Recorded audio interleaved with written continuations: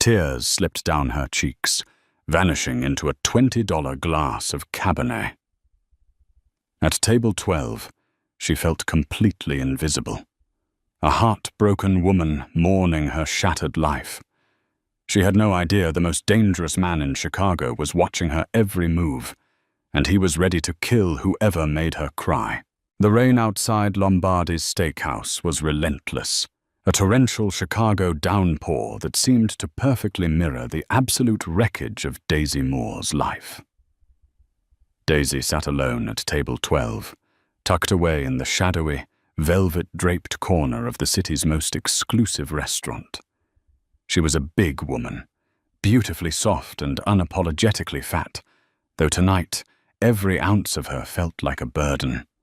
She wore an emerald green wrap dress that hugged her thick thighs and full hips, a dress she had bought specifically for tonight. Tonight was supposed to be her 3-year anniversary. Instead, it was the night she found out her fiancé, Bradley Hayes, had been sleeping with his slender 22-year-old spin instructor for the better part of a year. Daisy took a shaky breath, lifting the crystal glass of Cabernet to her lips. Her hand trembled, sending a ripple through the dark red liquid. She was 28 years old, a woman who had spent her entire adult life shrinking her personality to apologize for the space her body took up. Bradley had always made sure of that. "You have such a gorgeous face, Daisy. If you just skipped dessert, you'd be a knockout." The psychological paper cuts of his backhanded compliments had bled her self-esteem dry. When she had walked in on him and Jessica in their shared apartment earlier that afternoon, Bradley hadn't even looked ashamed. He had looked annoyed, so Daisy had left. She hadn't screamed. She hadn't thrown anything. She had simply packed a single overnight bag, put on the emerald dress she had been saving for their celebratory dinner, and walked out into the rain. She came to Lombardi's because it was expensive, because it was beautiful, and because for one night she wanted to pretend she was a woman worthy of $100 steak and a corner booth. But the facade was cracking. The tears came silently at first, hot and fast, welling up in her large brown eyes and spilling over her lashes. She tried to dab them away with the heavy linen napkin, but the dam had broken. She sat there, a plus-size woman in a world of sleek, wealthy socialites, quietly falling apart into her wine. She thought no one was looking. She was wrong. Across the expansive dining room, separated by a sea of white tablecloths and dim chandeliers, sat Dante Romano.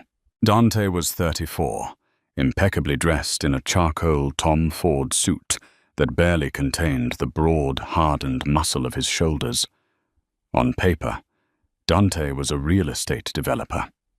In reality, he controlled the shipping ports, the unions, and the underground casinos from the South Side all the way to Milwaukee. He was a man who lived his life in the cold, brutal arithmetic of loyalty and violence. Tonight, he was enduring a mind-numbingly dull dinner meeting with 2 high-level associates, Arthur Pendleton and a man known only as Leo. Dante swirled the scotch in his glass, his dark, heavy-lidded eyes scanning the room out of pure habit. He noted the exits, the waitstaff, the blind spots, and then his gaze locked onto table 12. He stopped breathing for a fraction of a second. She was devastatingly beautiful. Dante's world was filled with women who were sharp angles, Botox, and calculated smiles, women who starved themselves to fit into a mold dictated by men with too much money. But the woman in the emerald dress was different. She was lush, round, and wonderfully soft.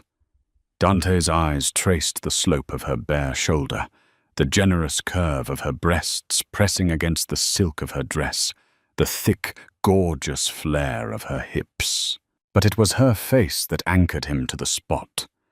She was weeping. Not the loud, theatrical crying of a woman who wanted attention, but the quiet, soul-crushing weeping of a woman who felt entirely alone in the world. "Dante?" Arthur's voice broke through the haze. "Did you hear the proposal regarding the docks?" Dante didn't look away from table 12. "No," he said, his voice a low, gravelly rumble that immediately silenced the table. "Who is she?" Leo, his right-hand man, followed Dante's gaze. "The woman crying in the corner. Nobody we know, boss. Just a civilian having a bad night." "She shouldn't be crying," Dante murmured, setting his scotch down. A strange, completely irrational wave of protectiveness washed over him. He was a man who ordered hits without blinking, yet the sight of this stranger's trembling shoulders was twisting a knot deep in his gut. He watched her bring the wine glass to her lips, noting the plumpness of her lips, the tear-stained flush of her cheeks. He wanted to walk over there. He wanted to wrap his coat around her, pull her into his lap, and systematically dismantle whoever had put that look of profound misery on her face. "Keep an eye on her, Leo," Dante commanded softly, his eyes darkening into obsidian. "If the waiter neglects her, or if anyone looks at her wrong, I want to know." Leo blinked, surprised by the directive, but nodded. "Understood." For the next 45 minutes, the Mafia Boss ignored a multi-million-dollar negotiation, completely captivated by the fat, beautiful woman crying into her wine. He watched her eat, admiring the way she didn't pick at her food, but actually tasted it, even through her sorrow. He felt an intense, primal pull toward her. He was waiting for the right moment to approach her, to offer her a drink, a napkin, a conversation, anything to make her look at him. But before Dante could make his move, the heavy oak doors of the restaurant swung open, and the night took a violent, unexpected turn. Daisy was on her second glass of wine when the maitre d' walked past her table, leading a couple toward the center of the room. Daisy casually glanced up, and the breath was instantly knocked from her lungs. It was Bradley. He was wearing the navy blazer she had bought him for Christmas, looking perfectly coiffed and entirely unbothered by the fact that he had destroyed a 3-year relationship just hours ago. But worse than his presence was the woman clinging to his arm. Jessica. She was tiny, a size 0, wearing a skin-tight black dress that showed off a flat stomach and collarbones that could cut glass. Daisy's heart hammered against her ribs like a trapped bird. Bradley had kept the reservation. He had kept their anniversary reservation at Lombardi's and brought his mistress. Panic seized Daisy. She tried to shrink into the velvet booth, praying the dim lighting would hide her large frame. She wanted the floor to open up and swallow her whole. But as the maitre d' guided them, Bradley's eyes swept the room and locked onto the emerald green dress. He stopped dead in his tracks. A cruel, incredulous smirk spread across his face. Daisy froze, her hands gripping the edge of the table so tightly her knuckles turned white. Bradley whispered something into Jessica's ear, patted her hand, and then detached himself, walking straight toward table 12. "Well, well, well," Bradley said loudly, his voice slicing through the low murmur of the restaurant. Several heads turned. "I honestly didn't think they'd let you in here without me, Daisy.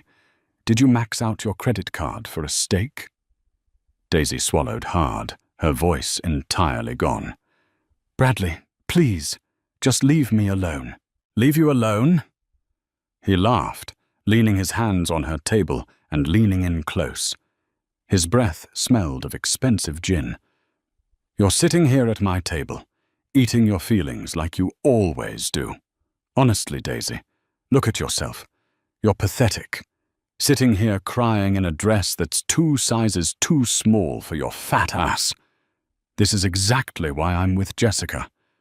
She respects her body. The words hit Daisy like physical blows. The tears she had managed to stop began to flow anew, hot tears of ultimate humiliation. She felt the eyes of the nearby tables on her, judging her, pitying her. She was the fat, dumped girlfriend making a scene. She looked down at her lap, wishing she could disappear, wishing she wasn't so big, wishing she was anything but herself. Across the room, the temperature at Dante Romano's table plummeted to absolute zero. Dante's jaw clenched so hard, a muscle ticked visibly in his cheek. His eyes, usually calculating and cold, were burning with a terrifying homicidal rage. He watched the smug, tailored boy lean over Daisy's table. He saw Daisy shrink back, her beautiful face crumbling in real time. "Leo," Dante said. His voice wasn't raised, but it carried a lethal frequency that made both of his associates stiffen. "Boss?" "The piece of garbage at table 12, Dante said, slowly standing up and buttoning his suit jacket.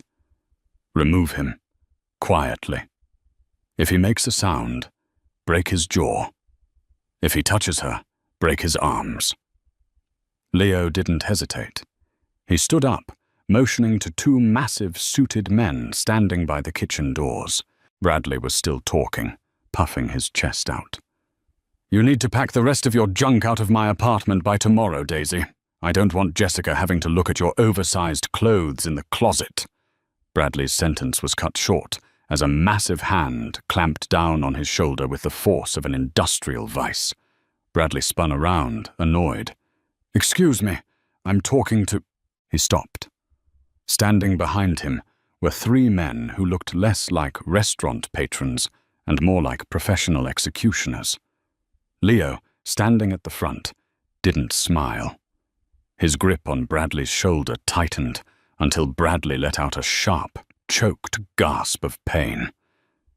"There seems to be a misunderstanding, sir," Leo whispered, his voice dangerously soft. "You are leaving now." "Do you know who I am?"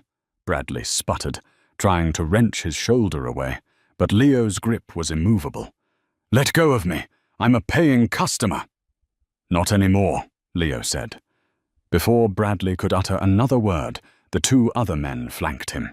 With terrifying efficiency and terrifying silence, they lifted Bradley completely off his feet by his elbows. They moved so smoothly that most of the restaurant barely noticed the struggle. "Hey, wait, Jessica," Bradley hissed, panic finally setting in as he was practically dragged backward toward the service exit. His legs scrambled uselessly against the carpet. Daisy sat frozen in shock. 1 second, Bradley was destroying her soul. The next, he was being carried out of the restaurant by three giants in tailored suits like a piece of mislaid trash. Jessica, standing by the center tables, watched in horror as her new boyfriend was swallowed by the shadows of the kitchen hallway. She quickly turned on her heel and scurried out the front door, abandoning him entirely. Daisy stared at the empty space where her ex had just been, her chest heaving. She reached for her wine glass with trembling fingers, but before she could grasp it, a large, warm, deeply masculine hand gently wrapped around hers. Daisy gasped, looking up. Standing beside her booth was the most breathtakingly intimidating man she had ever seen. He was tall, radiating a dark, quiet power that made the air around him feel heavy. His dark hair was perfectly styled, and his sharp, aristocratic features were softened by the way his dark eyes looked down at her.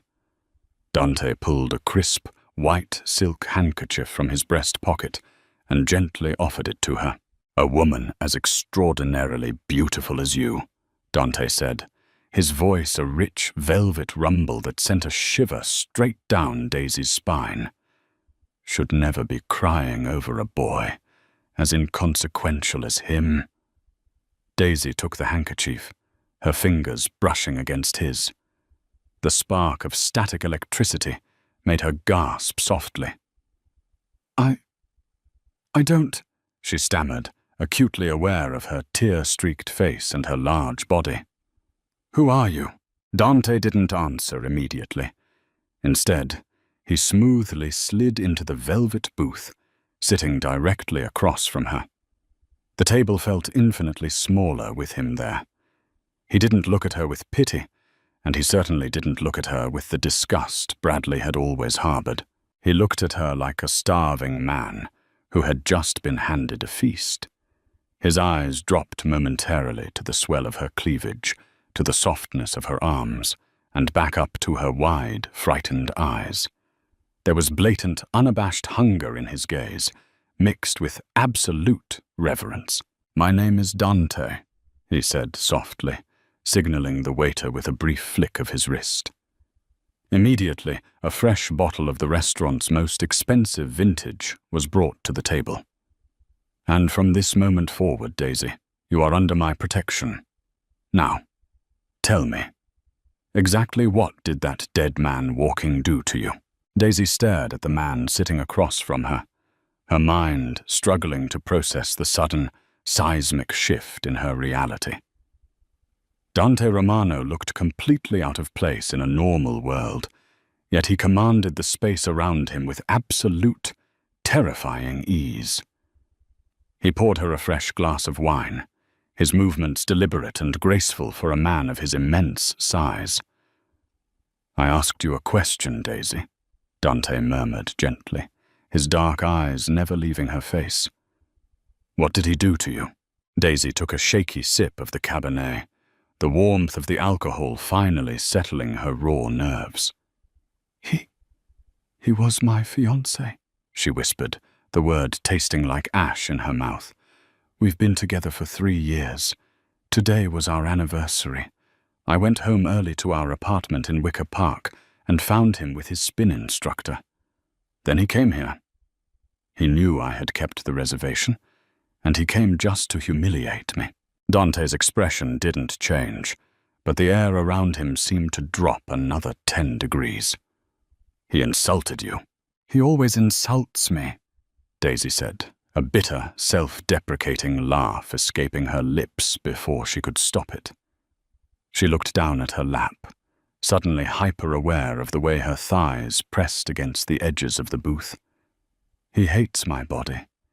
He stayed with me because I was convenient, I suppose. I own a bakery, Sweet Magnolia over in Lincoln Park. I pay the rent. I pay for his leased BMW. I thought if I just provided enough, if I loved him enough, he would eventually see past my weight." Dante leaned forward, resting his powerful forearms on the white linen tablecloth. He reached across the table, his large, calloused fingers gently lifting her chin, so she was forced to look into his eyes. "Listen to me very carefully," Dante said, his voice a low, gravelly vibration that resonated in Daisy's chest. "You are a masterpiece. The fact that a small, pathetic boy like him could not see the goddess standing in front of him is a testament to his own blindness, not your lack of worth. I look at you, Daisy, and I see a woman. A real, beautifully soft woman. Do not ever apologize for the space you take up in this world, especially not to me." Daisy's breath hitched. No one had ever spoken to her like that. The sincerity in his eyes was absolute. He wasn't patronizing her. He was staring at her with a ravenous, undeniable hunger. Before Daisy could find the words to respond, a shadow fell over their table. It was Leo. He leaned down, his face a mask of cold professionalism, and whispered into Dante's ear. Daisy couldn't hear what was being said, but she watched as Dante's jaw clenched, a muscle ticking violently in his cheek. "Is that so?" Dante murmured softly. "Yes, boss," Leo replied. "We ran his ID before tossing him in the alley. Bradley Hayes. He's in the ledger. He owes the Northside crew about 150 grand. Bad sports bets with a bookie named Frankie The ghost Russo. And it gets worse. Dante's eyes flicked to Daisy, a dark storm brewing in his irises. Tell me, he took out a loan against a commercial property to cover his initial losses and fund his little girlfriend's shopping habits, Leo said grimly. A bakery in Lincoln Park, Sweet Magnolia. He forged the owner's signature on the collateral paperwork 2 weeks ago through a dirty notary. Daisy felt the blood drain entirely from her face. The restaurant, the soft jazz playing in the background, Dante's intense gaze, it all spun out of focus. "What?" she gasped, her hands flying to her mouth. No, he couldn't have. My name is the only one on the deed. My grandfather left me that bakery. Dante held up a hand, silencing Leo.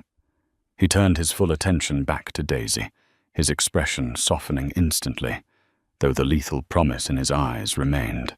"Daisy," Dante said quietly, "did Bradley have access to your personal documents, your social security, your business licenses?"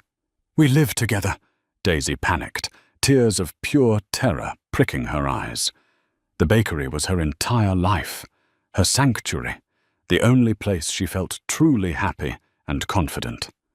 "He knows where I keep the safe key." "Oh my God. He forged my signature. I'm going to lose my business. I owe $150,000 to loan sharks." "No," Dante corrected her, his voice slicing through her rising panic like a hot knife through butter. "You owe nothing. The men he borrowed from work for me." Daisy froze. The implication of his words crashed over her like a tidal wave. She looked at his bespoke Tom Ford suit, the diamond pinky ring on his right hand, the terrifying men who answered to his every nod. "Who are you?" she whispered, trembling. "I am the man who owns Chicago," Dante stated simply, without a trace of arrogance.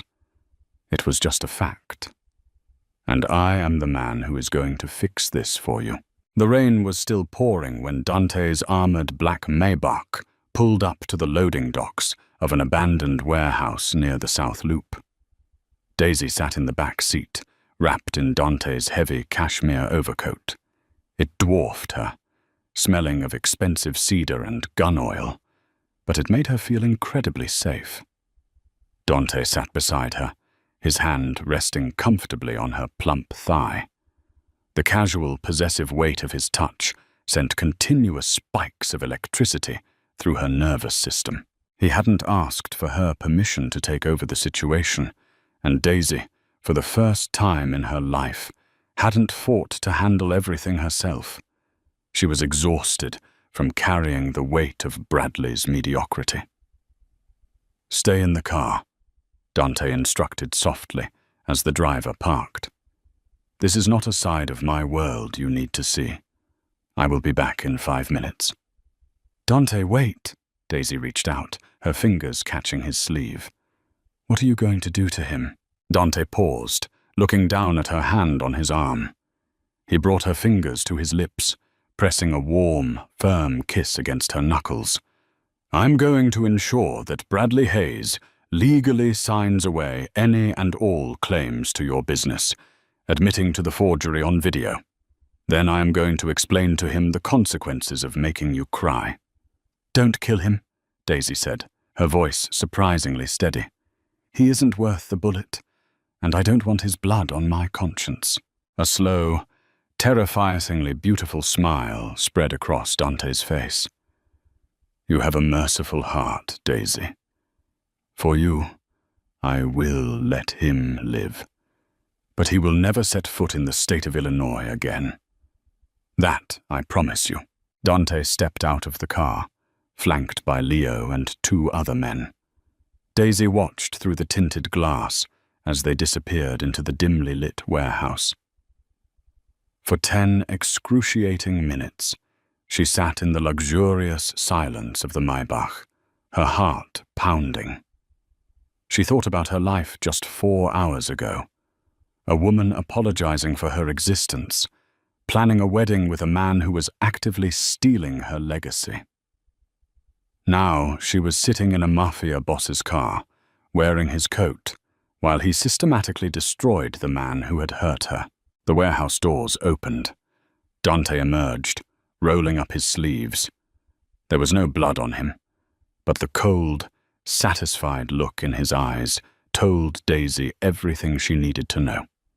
Bradley Hayes was no longer a threat. He was a ghost.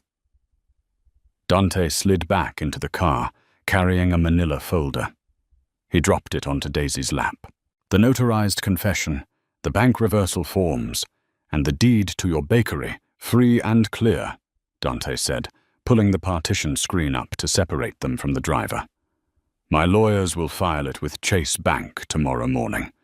Bradley is currently on a one-way freight train to Mexico. He won't be back. Daisy opened the folder. The documents were stained with a single drop of blood in the corner. But Bradley's frantic, shaky signature was clearly visible on every line. A massive, suffocating weight lifted off Daisy's chest. A sob of pure relief tore from her throat. Hey, Dante murmured, instantly pulling her into his chest. He wrapped his massive arms around her, pulling her thick, curved body into his lap as if she weighed nothing at all. No more tears. You're safe. Daisy buried her face in the crook of his neck, breathing in his scent. She felt his hands roaming her back, pulling her flush against him. He wasn't hiding from her size. He was embracing it, his large hands mapping the dips and curves of her hips with absolute reverence. Why? Daisy whispered against his collarbone, looking up at him. Why did you do all of this for a complete stranger? Dante looked down at her, his eyes dark and heavy with desire. He brushed a stray lock of hair behind her ear, his thumb tracing the soft fullness of her cheek. Because the moment I saw you sitting at that table, weeping into your glass, I knew you belonged to me, Dante confessed, his voice thick with emotion. I live in a dark, ugly world, Daisy. Everyone wants something. Everyone is pretending. But you are real. You are soft and beautiful and fiercely loyal to a man who didn't deserve a second of your time. I want that loyalty. I want your softness. He leaned in closer, his lips hovering mere inches from hers. I want to worship every single inch of you for the rest of your life, if you'll let me. Daisy looked into the eyes of the most dangerous man in Chicago and saw only complete, undeniable devotion. She had spent her entire life trying to shrink, trying to be less. Dante Romano wanted all of her. Daisy closed the distance, pressing her lips against his. The kiss was explosive, a desperate collision of Dante's fierce possessiveness and Daisy's awakened fire. He tasted like expensive scotch and raw power. He pulled her closer, his hands tangling in her hair, groaning softly into her mouth as her generous curves pressed perfectly into his hardened frame. She wasn't the invisible fat girl at table 12 anymore. As Dante's armored car sped down Lakeshore Drive, heading toward his penthouse overlooking the glittering skyline of Chicago, Daisy realized the truth. She was exactly who she was meant to be, and the man who owned the city was completely at her mercy. Did you expect that twist? Daisy walked into the restaurant feeling invisible, only to walk out owning the heart of Chicago's most dangerous man. Sometimes the very things people use to tear you down are the exact reasons someone else will worship you.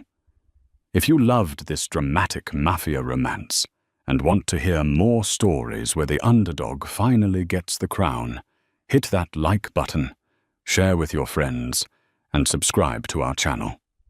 See you next time.